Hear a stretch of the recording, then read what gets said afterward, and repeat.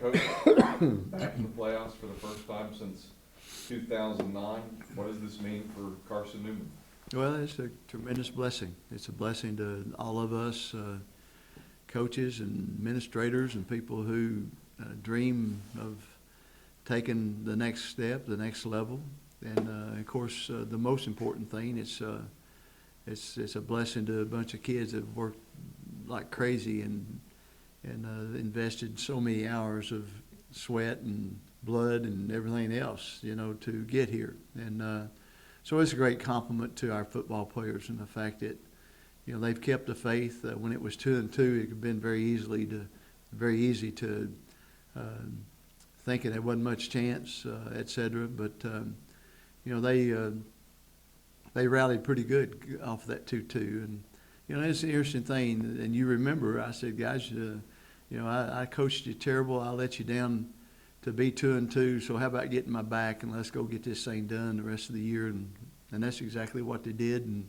And I'm grateful for their response and excited that that we've really matured a bunch. We've grown up. We've learned a little bit more about how to be football players, but I think through that we've learned how to be better men. And so I feel very blessed to be part of a group that's responded like they've responded. How nice is it to have the bye week? Well, the bye week is probably couldn't come at a better time. We've been 9 straight weeks in ball games, and you think about how many people who didn't play in those 9 weeks, and hopefully a couple of them will get back because of the bye week. And so if you get one back, it's the bye week is very valuable. And I think we needed a day or two just to catch our breath and say, new season. Let's take a day or two off now. Let's go get ready for a new season.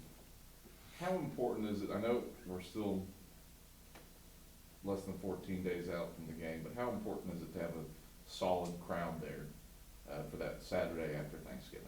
Well, the students are gone.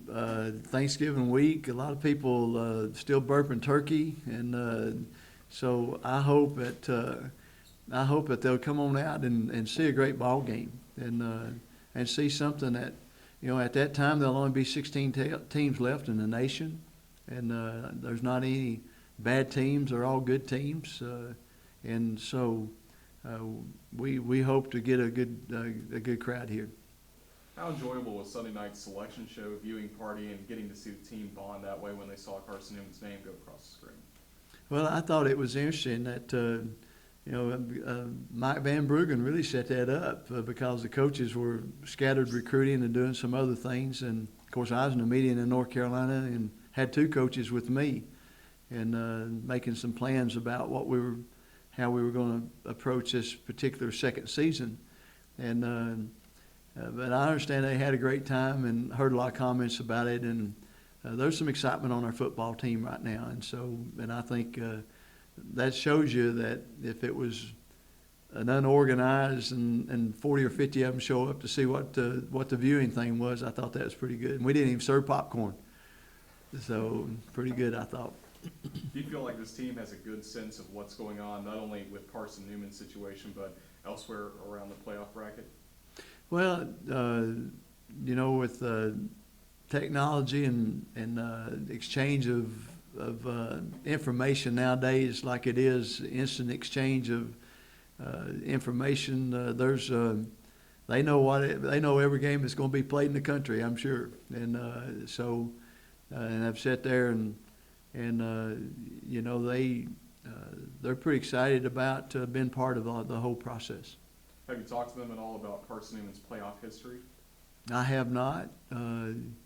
Have not talked about that at all. I've talked about us being the kind of men we're supposed to be in this day, because it's one day at a time, and I'm not sure that history now. If we can call those other teams or send them some stuff and tell them how good we used to be, if that works, if that's worth a couple of touchdowns, will you do that for me? We'll get that done. Work on it. You look at the All-SAC team and Brandon Haywood, first-team quarterback, co-offensive player of the year.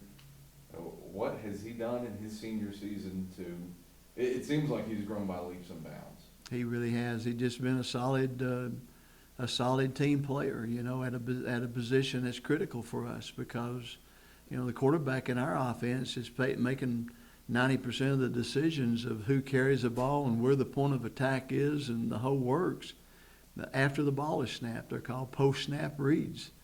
And it's not easy, and he's done a tremendous job with it. And but the most important thing for Brandon, what he brings to the table, is the fact that the other kids have seen his struggles. The other kids have seen his battle to get better. They've seen his work habits. They've seen his desire to be a team player regardless, whether I play one play or whether I play all the plays. And so, you know, the character part is what makes Brandon Haywood a special person. You know, there's three guys on that team that are my Peter, James, and John, because they're the ones that I know can influence everybody else, and you know, and then consequently, they're also the ones that give me insights that I need to have, and Brandon's one of them. Who are the other two? I'd rather not say. Well, No, I will say. You know, and it's all based on who got votes for the player committee, who got the most votes, and who, you know, who everybody respects when they say something. And thank goodness we got 15, 16 player committee guys that they all respond to. But probably the three guys that are, you know, sometimes are the Peters that stick their foot in their mouth and all that, you know, and the Johns that really care about people, you know, is Zach Fleming and of course Kevin Day and then Brandon Haywood. That's the three that when I need to get a pulse of what everybody else is thinking, that's usually the three that I talk to. Kevin Day lands on the first team all-SAC offense. First time that he's been picked to the first team in the postseason. What's he done in his senior year to merit that recognition and honor? Well, he's just a great competitor. He's a tough kid. He's a guy that loves to play the game. He's a guy that will find a way to get it done. You know, you always hope to find those guys that are going to get it done, find some way to get it done. They're not thinking about ways they can't get it done. I'm too small, too slow. They got too many here, too many there. You know, he'll find a way. You know, he just finds a way to get it done, and it's fun, isn't it, to be around people who find a way to get it done and still find reasons not to get it done, and that's exciting about Kevin. Brandon Baker also on the first team. He only became the 21st back in Carson-Newman history to surpass 1,000 yards. He's been dinged up all season, but continues to rush the football and rush it hard. How about his performance on the first team? Brandon Baker's a hard runner. Brandon Baker is a guy that has grown tremendously. It's been fun to see him mature because there's times in the past that, you know, a running back probably is not going to play too much without being dinged somewhere.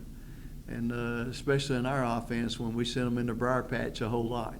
And but Brandon has been, you know, a joy. In fact, you know, he hurt his knee pretty good there Saturday, and I go over there and say something, you know, and I'm kind of halfway joking around. I said, "Okay, Susie, what's wrong?" or something, you know, and he said, "Oh, cool, I'm back in there," you know, and he was back in there the play or two after that. And, so, you know, he's it's been fun to watch him toughen up and grow up and mature into a pretty special running back.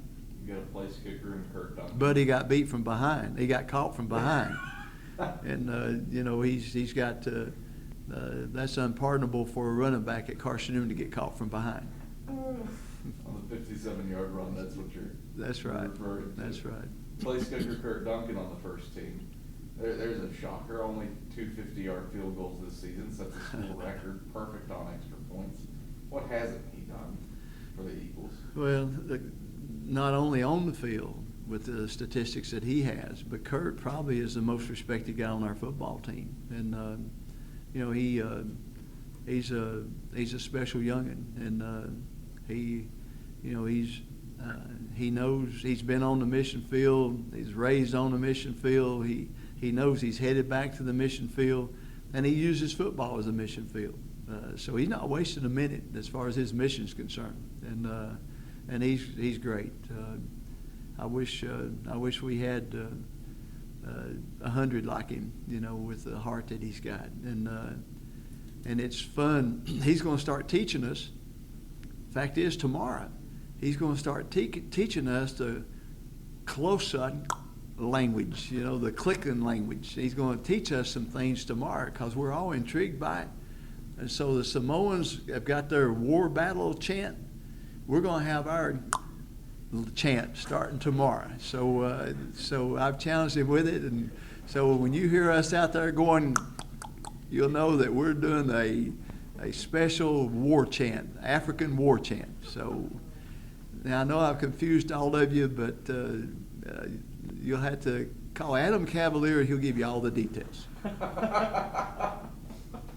Final first teamer, Deshaun Collins, who has pretty consistently clogged up the middle on defense, where he doesn't have mind-numbing stats, but especially the second half of the season, it seems like he's helped slow down opposing rushing offenses. Well, he's got, Deshaun's got good explosion. He's quick. He's very quick. He's a battler. He's trying his best to not let what somebody else does dictate what he does. He's still got a hot button sometimes that what somebody else does triggers his actions, but he's a good football player, and I'd hate to know where we would be without him. Anything else? All right. Thank you, Coach.